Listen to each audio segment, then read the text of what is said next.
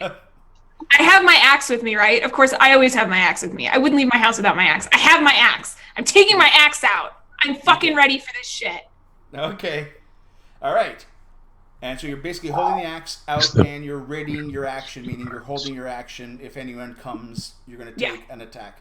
And what would that be? If somebody did rush you, what would you be doing? A lethal attack? Would you be looking at just smashing to the ground? How are you Just, going to yeah, treat? incapacitating them. I don't Okay, want to kill you're them. using the I flat just of want the them to, axe. like, lie down and not get up. Yeah, you got it. Basically, with your weapon, you'll be using more of the flat of the axe, which will still do some damage. But yeah, you're looking at knocking them down, then chopping their heads off, effectively. Alrighty, so you're ready for that. That means our next person, Bading.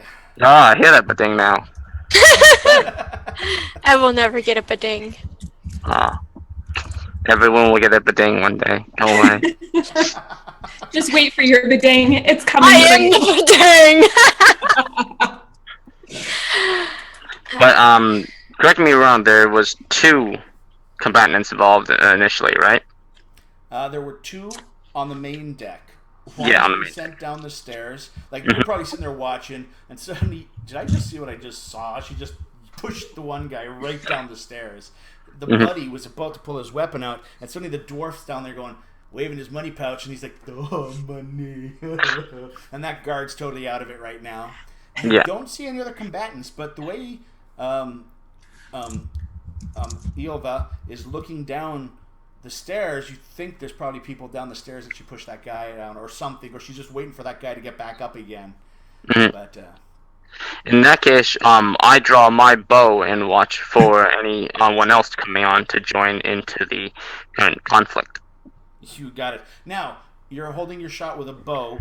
Are you again looking at doing takedown shots, or are you looking at maiming or incapacitating at this point? Which Looking for tougher shots a in the bow, I'll knee. be totally honest. Used to be an adventure. It used to be, it took an arrow Yep. to the knee. Yes, looking for shots in the knee.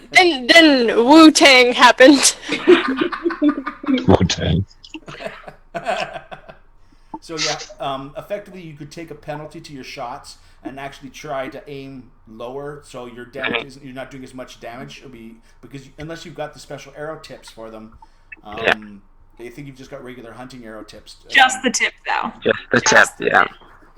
And we almost have Pepsi flying everywhere on live. There we go.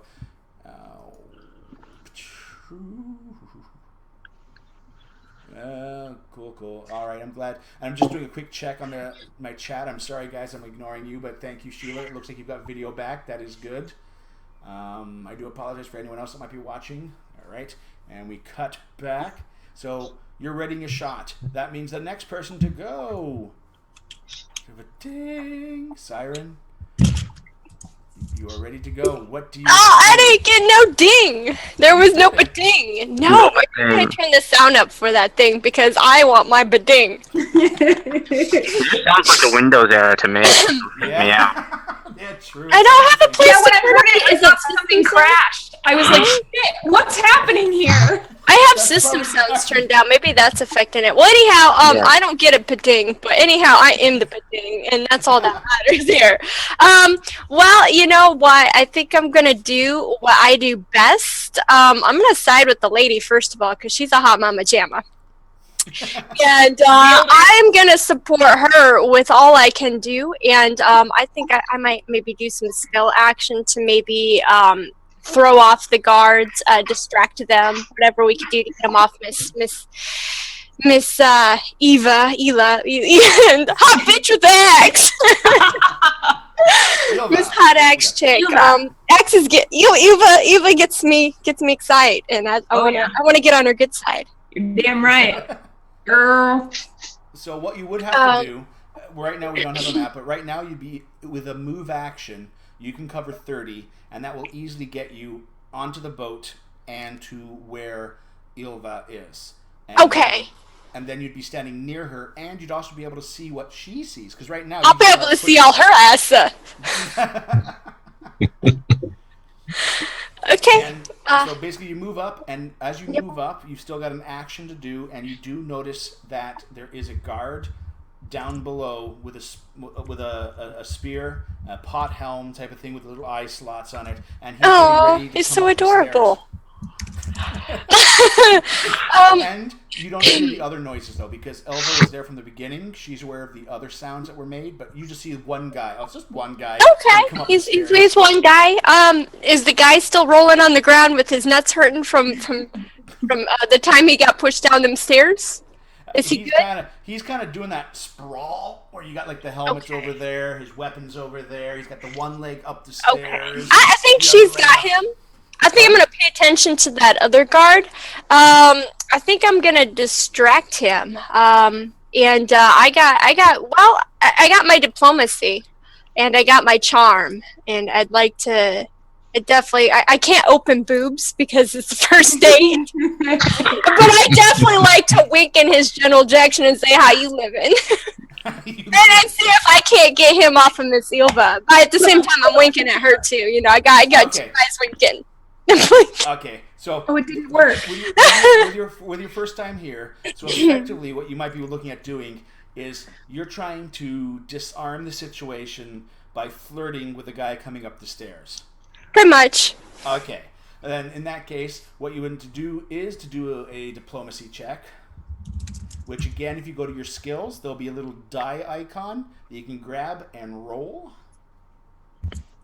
Under the diplomacy one? Okay. Yeah, there should be a little die off to the one side there. Come here. I got it. Ready? Ready for this? Cross your fingers. Blow on the die. Whoosh. Fuck me. Well, that's good enough. Wow, you got like a +8 though. All right. I forgot about that. I got a lot of diplomacy in my arsa. All right. Wait, that's too much. There we go. There. 3. There we go. No. Alrighty. Alrighty, and his roll is an 8. Nice. So effectively, you basically wink and all that kind of stuff, and maybe I'm not gonna put words in your mouth. His armor just went ting. He's kind of what's going on, and then he realizes there are 2 hot chicks at the top of the thing, which of course does nothing for the rage that's building in Ilva, because he's giving in to another, oh look, they're hot chicks type of thing going on. But you're all encouraging that, so he slows down, and the next ding would be for him, and he actually holds position, and he looks okay. He doesn't come to attack. He kind of goes, look, you women, we can't have you pushing us down the stairs like that. I mean, we are officers of the Duke, and you can't, you shouldn't be able to do that. He's trying to look cool. He's got to maintain his job at the same time. He doesn't want to bitch you off because you could be his score for the night, right? So he's like, I'm sure he was a jerk to you or something like that, but meanwhile, on the bottom of the stairs, oh, my spleen. Yeah, that's my spleen. I can feel it. I'm sure he upset you in some way. If there's any way I could help you ladies out, I'd be glad to help you out where I could. As he's finishing talking, just behind him, 2 guys show up, dressed differently. One's got a chainmail shirt on, and he's got an actual robe it's over the one side of his shoulder, and it's got a little clasp on it, and it's got the dark crimson, and the little clasp is a golden bull icon. Now, it's a little bit like the Lamborghini's bull, the kicking bull type symbol. That bull symbol for the Duke is there. He's also got a little bit of fancy pauldrons, or basically he's got some dark crimson metal that's got little yellow feathering on the one side. He's got a bit of a undercollar from the leather that goes under the leather shirt he's wearing underneath the chainmail shirt. He's got that chiseled, square-jawed, dark-haired warrior veteran to him. Very charismatic looking. And then and he also has a long sword that's out. And he's also got a nice belt with the bull symbol on it as well. Not as big as a Texan's belt, but just a realistic belt. And the other person that comes up he's got chainmail on. He's got the same thing, but his collar is a little out of sorts. The chainmail is bunched in little areas, and you actually notice that there's brighter looking pieces of chainmail in the chainmail shirt, as if bits and pieces are missing and being replaced. He's got his sword out, but his scabbard looks like crap. The handle itself looks well worn and pitted. I'd still hit that. And his face, though, wait for it. His face, though, is a butterface. Apparently, he took some major damage to the face in some battle, and it looks like some field medic used a healing touch, but it healed and fused his face into bits of scars and pop marks. So, Opens paper bag. yeah. But both of those, but besides that, both of them have an air of more importance about them than the other two, and they're now coming up and they're just surveying the situation. And on that note, bing, Baylor. Well, I got a ding. You got a ding, not a crash on your computer. How close are they to Baylor? Now, Baylor, you'd have to do a move action as well to go up the same gangplank and stand where they are. From what you've heard from Celia's, I'm going to call you Celia. I like Celia. It's a nice name. I like Celia. Ciala. Cial, you can see that Cial has started saying, hey, yeah, she's trying to do her usual seduction routine. So there's somebody down there, probably not the guy that was just knocked down.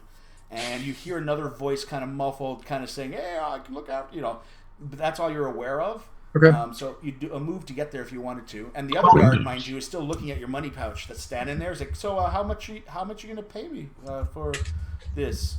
So the guards that we're interacting with now are guards from the ship, correct? These are guards on the ship. These are town guards that are coming down. Correct. These are town guards from the big Southport town where the Duke resides. Yes. I'm gonna take the money pouch in my hand and the staff that I'm carrying. I'm gonna slowly put the staff down on the tip of his big toe, and lean a little bit of weight on it. And with the money pouch, I'm gonna hold it out and say, "Do you know you're interrupting with official business? Call your men off." That will be a bluff or diplomacy. A bluff again, probably, that you're looking at doing. Well, for me, this is official business because of the bodies. But if you want, it's the same +2, so it doesn't matter. Okay, yeah. So yeah. Okay, in that case, yes. Okay. So make another roll on that one. Oh. All right, and he had that +1. And at this point, you notice his whole facial expression is starting to change. I'm not gonna get the money. You can see that in his eye. He doesn't say that, but he's just got that realization of, wait, I'm not gonna get this money. Well, what official business? I still have my standard action. Yeah, you still have a standard action left. Yeah. I cast Touch of Fatigue on him using the sweat from my hands that I have on me, touching his hand as I do. And when I see if it affects him and begins to come over him, I'm going to lean forward and push him towards the side of the plank. You got it. All right. And that's what's the saving throw for that one? It is a fortitude save, I want to say. And cast Touch of Fatigue. And if I just look, I think there's a spot on your character sheet that actually nicely has. What's the target number? Fortitude negates. That's all it says for saving throw. Okay. Character under actions. I think under the Necromancer, if I open that up, your base save is 13 for your base DC for the save. Yeah, it's probably By the way, I might be doing a house rule for the way the DCs for spellcasters go, because if I remember, now I'm coming back to 3.5, it was very static, and it didn't really reflect certain elements of the caster himself. I Okay. think I found those notes out, but I actually had it that it also reflected the caster's growth as a caster, and not just his attribute and the level and that was it, right? So for now, 13 is the target that we're looking at, and there's a Fortitude, which is one of his better ones as a fighter, but not in this case. Okay. Yes. So effectively, you basically in this case. Oops, give me a second. All these windows just disappeared. Bang. All right. So yeah, basically you lean forward, you kind of touch him, and you suddenly feel his whole body, like his armor feels so heavy on his shoulders. You hear him kind of sigh out. He's a little confused because he doesn't know what's happened, and he's still in a bit of confusion. So you're kind of guiding him down to the ground. Is that what affects? Yeah, I want to take him kind of down to the docks, not into the water, but onto the planks of the dock. Where you're standing, you're gonna have to make a strength check. Yeah, that's or else terrible. I know. Basically, he's leaning over the edge of the boat. You're standing on the edge of the dock. There's a nice 2-foot gap in change. and you need to do a strength to make sure he lands on the dock. If he doesn't, he falls into the water. Fair enough. Then you're no.